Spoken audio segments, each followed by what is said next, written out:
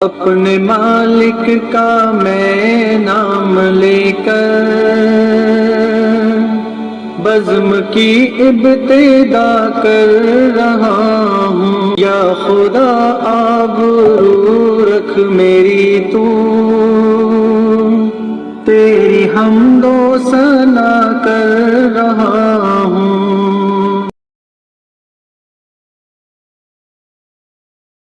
Practically ہم تیار ہیں، اللہ کے سامنے جواب دینے کے لیے ہم تیار ہیں۔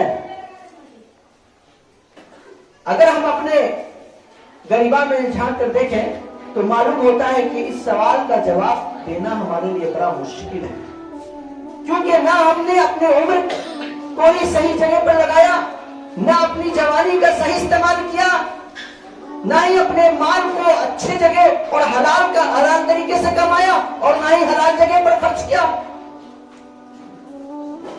اور نہ ہی علم حاصل کرنے کے بعد کسی دوسرے کو ہم نے استفادہ پہنچایا۔ نہیں کرتے ہیں۔ اگر علم ہو گیا تو آپ دیکھیں گے بہت سارے ایسے اہل علم ہیں جو اپنے علم کا دھوس جماتے ہیں، جن کے پاس علم نہیں ہے اس کے آگے نہیں بات کرنے کی فرصت نہیں آگیا میں، تو وہ کہنا میرے پاس دوسری جگہ اپنے علم کا دھوس جما ہے۔ قیامت کے دن اللہ تبارک تعالیٰ تین ایسے افراد کو بلائے گا، تین قسم کے افراد کو بلائے گا۔ کون ہوں گے وہ؟ ایک ہوں گے شہید، جو اللہ کے راستے میں انہوں نے شہادت حاصل کی، قتل کیا، جہاد کیا۔ ان سے اللہ رب العالمین سوال کرے گا، کہے گا کہ تم نے کیا کیا؟ کہ اللہ اے پروردگار، ہم نے تیرے راستے میں جہاد کیا۔ اللہ کہے گا کذب تک، تو جھوٹا ہے، تو جھوٹ کہتا ہے، تو نے اس لیے جہاد کیا، اس لیے شہادت پائی تاکہ لوگ تجھے مجاہد کہیں، کہ اللہ کے راستے میں شہید ہونے والا شخص۔ دیکھو اس کا خاندان کتنا معتبر ہے، کتنا اللہ والی لوگ ہیں یہ۔ اللہ کے راستے میں اس کا لڑکا شہید ہو گیا، تجھے کہہ دیا گیا اب یہاں پر کوئی بدلہ نہیں ہے۔ دوسرا وہ شخص آئے گا کہ جس کو اللہ نے مال عطا کیا، اللہ کہے گا کہ بتاؤ تم نے کیا کیا؟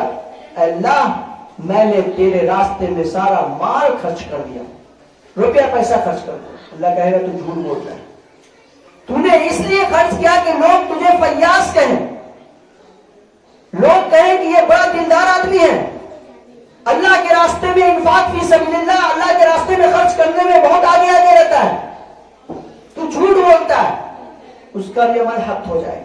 تیسرا وہ شخص آئے گا جو قاری ہوگا، حافظ ہوگا، عالم ہوگا، اس سے سوال کیا جائے گا بتائیے اپنے علم کا کیا فائدہ پہنچا ہے؟ اللہ، میں نے تیری رضا کے لیے علم حاصل کیا اور پوری زندگی دعوت و تبلیغ کا کام کرتا رہا۔ اللہ کہے گا تو جھوٹ بولتا ہے، تو نے تو علم اس لیے حاصل کیا تھا تاکہ لوگ تجھے قاری کہیں، عالم اور فاضل کہیں، تجھے حافظ کہا جائے، تیرا لقب حافظ ہو جائے، اس لیے تو نے علم حاصل کیا۔ آج تیرے اس علم کا کوئی فائدہ نہیں، کوئی بدلہ نہیں۔ کیا ہم اور آپ نے تیاری کیا ہے اللہ کے یہاں جواب دینے کا؟ اللہ رب العالمین نے قرآن مجید کے اندر مزید واضح کیا، آپ پڑھیے سورہ سبا، سورہ نمبر 34 آیت نمبر 19، ان فی ذلک لکل صبار شکور۔ بے شک یہ ایک نشانی ہے، یہ جو نشانی اللہ نے دیا ہے، یہ وقت کی نشانی، یہ علم اور بہت ساری نعمتیں ہیں، یہ ساری نشانیاں ایسی ہیں لکل صبار شکور، جو صبر کرنے والے اور شکر کرنے والے کے لیے بہترین چیز ہے۔ یہ بہترین چیز ہے جو لوگ اللہ کا شکر ادا کرتے ہیں۔ دیکھیے کسی بھی چیز کی نعمت کا شکر کیا ہوتا ہے پتہ ہے؟ اگر اللہ نے ہمیں جوانی دی، اس جوانی کی نعمت کا شکر یہ ہے کہ شاب نشا فی عبادت اللہ، اپنی جوانی کو اللہ کے راستے میں اللہ کے لیے خرچ کر دیں، اللہ کے دین میں لگا دیں۔ آج ہماری جوانی کے ایام آپ دیکھیں گے نوجوان لڑکوں کو کہ ان کے اوقات، ان کے لمحات، ان کا گھنٹہ، ان کا پیریڈ، ان کا دن، ان کے اوقات، ان کے ہفتے کہاں گزرتے ہیں؟ چوک چوراہے، ہوٹل اور دوسری جگہوں پر گزرتے رہتے ہیں۔ آج کے دن بھی دیکھیں گے بہت سارے لوگ 26 جنوری کا بہانہ لے کر آج دیش آزاد ہو، ایسا لگتا ہے دیش آزاد نہیں ہوا، یہ خود آزاد ہو گئے، اور وہ سب کچھ جائز سمجھتے ہیں۔ آج کے دن پوری عیاشی کرنا چاہتے ہیں۔ سب سے اچھے وہ لوگ ہیں جنہوں نے اپنے اس ایام کی حفاظت کی، اپنے اس جوانی کی نعمت کی حفاظت کی۔ سب سے خوش نصیب ہے وہ افراد۔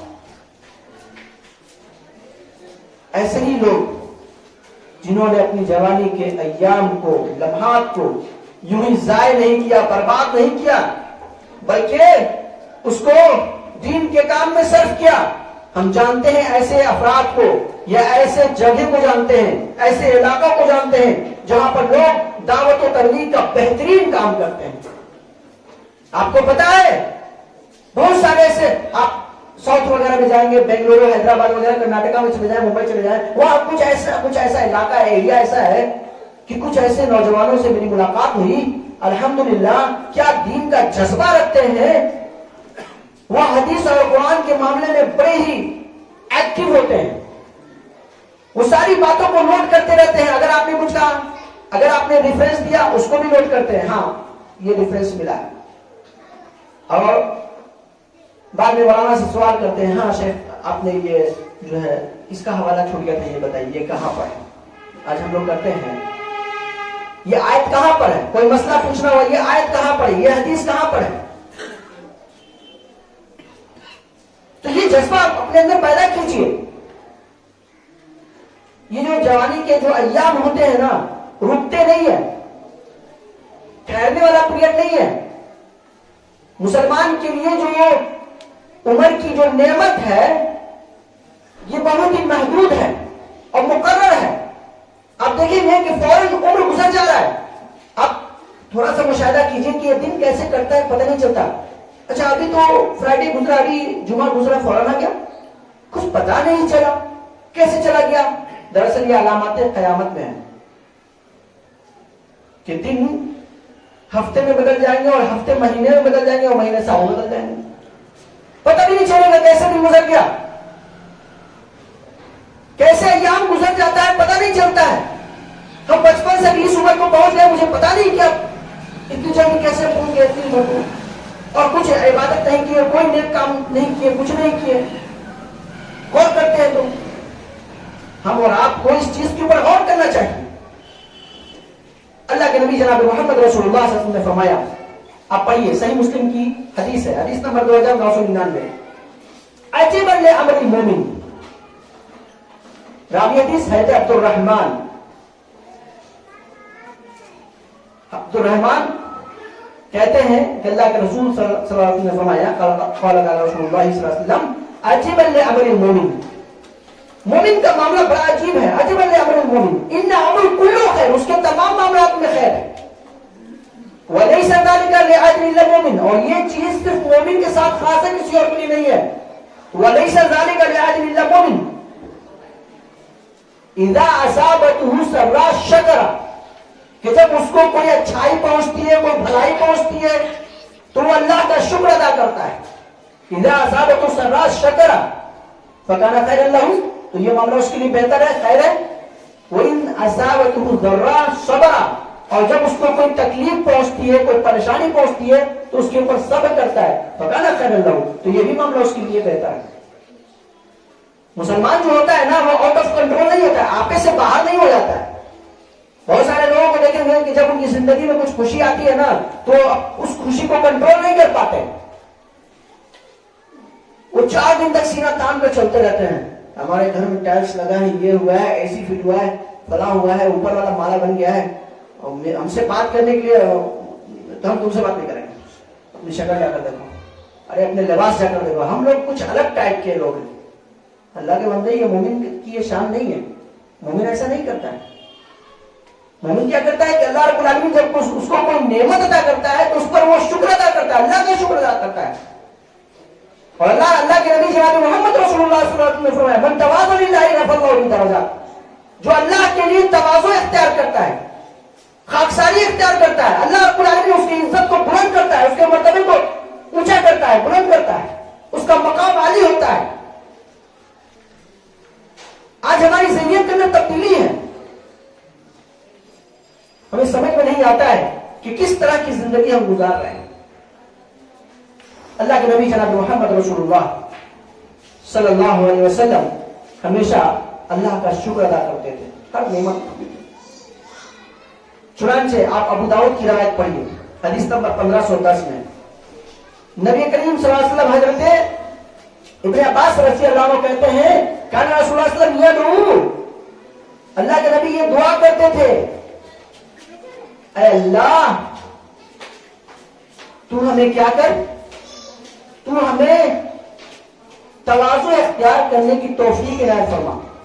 اے اللہ تو ہمیں تواضع اختیار کرنے کی توفیق عطا فرما. وانصرنی، اور میری مدد کر، علی عدوہم، دشمنوں پر میری مدد فرما.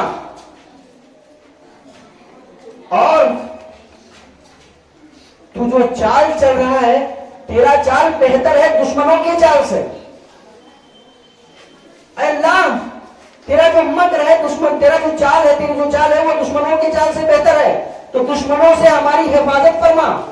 وانصرنی علی عدوہم، اللہم اجعلنی، اے اللہ تو ہمیں ان لوگوں میں بنا دے لکا ذکرکا، کہ تیرا ذکر کرتے رہے، وَلَكَ شُكْرَكَ، اے اللہ ہم تیرا شکر ادا کرتے رہیں. اور اے اللہ تو ہمیں ڈرنے کی توفیق دے، ہمیں خشیت الہی ہمارے دلوں کے اندر پیدا کر دے. اللہ کے نبی جناب محمد رسول اللہ صلی اللہ علیہ وسلم یہ دعا فرمایا کرتے تھے. غور کیجئے آج ہمیں دعا کرنے کا موقع کہاں ملتا ہے. ہماری عبادتیں ضائع ہو رہی ہیں، ہم نمازوں کا خیال نہیں کرتے ہیں. اگر ہم نمازوں کا خیال کرتے ہیں تو یقیناً اللہ سے ہم لو لگاتے ہیں، اللہ سے دعائیں کرتے ہیں. اللہ کے نبی جناب محمد رسول اللہ صلی اللہ علیہ وسلم نے حضرت معاذ بن جبل رضی اللہ عنہ کا ہاتھ پکڑا.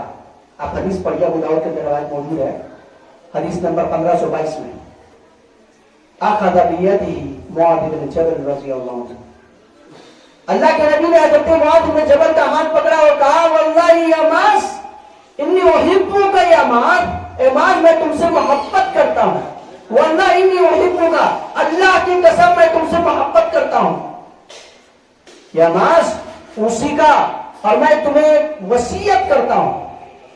کیا وصیت کرتا ہوں؟ اللہ تدعنا فی کل دبر صلاۃ اللہم اعنی علی ذکرک و شکرک و حسن عبادتک. اے ماں سنو، میری اس وصیت کو یاد رکھنا کہ جب کبھی تم نماز ادا کرو، نماز کے بعد سلام پھیرنے کے فوراً بعد یہ کلمات پڑھنا نہ بھولنا، اللہم اعنی علی ذکرک و شکرک و حسن عبادتک. اے اللہ تو ہمارے عبادت کے اندر حسن پیدا کر دے، ہمارے ذکر کو تو نکھار دے. اللہم اعنی، اللہ تو مدد فرما، اللہم اعنی علی ذکرک و شکرک و حسن عبادتک. ہم نے جو ذکر کیا ہے، ہم نے جو عبادتیں کی ہیں، اللہ تو اس عبادت کو نکھار دے، اس کے اندر حسن پیدا کر دے. اللہ رب العالمین ہر چیز کے اوپر قادر ہے. ہم عبادت کرتے ہیں، اکثر اوقات میں آپ دیکھیں گے کہ ہمیں یہ بھی معلوم نہیں ہوتا ہے کہ کتنی رکعتیں ہوئی، ہم نے کتنے سجدے کیے، رکوع میں ہم نے پڑھا کہ نہیں پڑھا کلمات، ہم نے قیام میں کون سی دعا پڑھی، کچھ یاد نہیں رہتا ہے. نماز میں رہتے ضرور ہیں، وقت گزرتا چلا جاتا ہے، نماز میں رہتے ضرور ہیں، لیکن اگر امام صاحب سے مسٹیک ہو جائے رکعت میں تو ہم خود کنفیوز رہتے ہیں. پتہ نہیں 3 رکعت ہوئی، 4 رکعت ہوئی، کتنی رکعت ہوئی، خود پتہ نہیں، کنفیوز رہتے ہیں.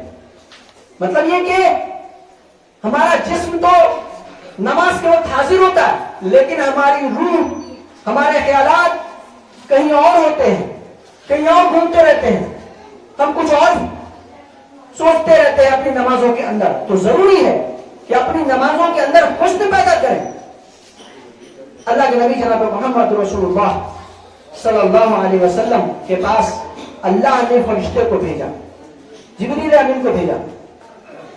اللہ کے نبی نے فرمایا، ترمذی کی روایت اٹھائیے، حدیث نمبر 2346 میں نبی کریم صلی اللہ علیہ وسلم فرماتے ہیں کہ عرض علیہ، ہمارے اوپر آئے، کون آئے؟ عرض علی ربی لیجعل فتحا سہبن، کہ میرے پاس فرشتے آئے اور انہوں نے کہا کہ اے اللہ کے نبی، اگر آپ چاہیں تو میں اس بطحا کی وادی کو سونے کی وادی بنا دیتا ہوں،